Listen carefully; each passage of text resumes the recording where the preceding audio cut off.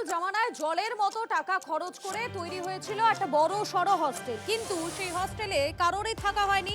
আর বর্তমান সময়ে দাঁড়িয়ে এই হস্টেলের কি অবস্থা, একেবারে ভূতের বাড়ি যেন হয়ে গিয়েছে। দেখুন একবার।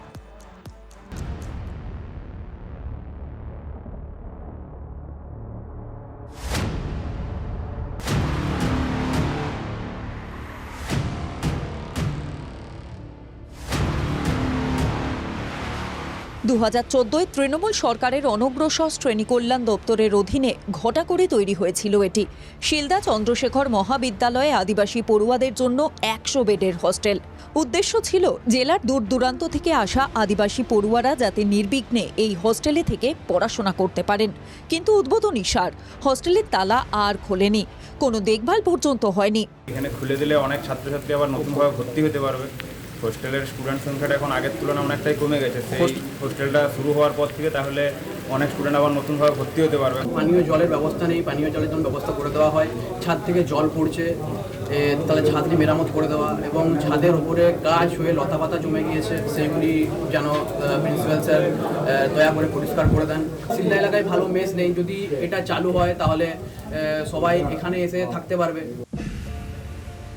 পড়ুয়াদের অভিযোগ, বছরের পর বছর কোনো পদক্ষেপ করা হয়নি। হোস্টেলটি পড়ে থেকে নষ্ট হয়েছে। বারবার আবেদন নিবেদন করা সত্ত্বেও আগের সরকারের কেউ কোনো কথা কানে তোলেনি। আদিবাসী পড়ুয়াদের প্রতি চরম অবহেলা ও উদাসীনতাই এর জন্য দায়ী। তার মাসুল দিতে হয়েছে। রাজ্যের রাজনৈতিক পালাবদলের পর এখন নতুন আশার আলো দেখছেন পড়ুয়া থেকে শুরু করে অভিভাবকরা। আমাকে কথা দেন যে এই হোস্টেল এইভাবে নষ্ট হতে দেওয়া যাবে না, আমি সেটাকে চালু করে দিই। আশা করি 3 মাসের মধ্যে আমরা এটা উদ্বোধন করে দিতে পারবো, এবং আমাদের যে আদিবাসী ভাইয়েরা রয়েছে তারা আগামী 3-4 মাসের মধ্যে এই হোস্টেলটা তারা ব্যবহার করতে পারবে। বিষয়টি নিয়ে কোনো রাজনীতি নয়, পড়ুয়াদের স্বার্থে দলমত নির্বিশেষে সবার সঙ্গে কাজ করতে তৎপর বিজেপি বিধায়ক। বিগত সরকারের জানি না কি ওদের উদ্যোগে কি সমস্যা রয়েছে জানি না, এমপি সাহেবও রয়েছে, তো ওনাকেও আমি বলবো যে উনিও আসুক। হ্যাঁ, আমরা সেই যে পার্টিরই হোক না কেন, যে দলেরই হোক না কেন।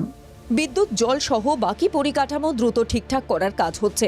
কবে দরজা খুলবে এই হোস্টেলের, এখন অপেক্ষা সেই দিনের। শিলদা থেকে তন্ময় নন্দীর রিপোর্ট, TV9 বাংলা।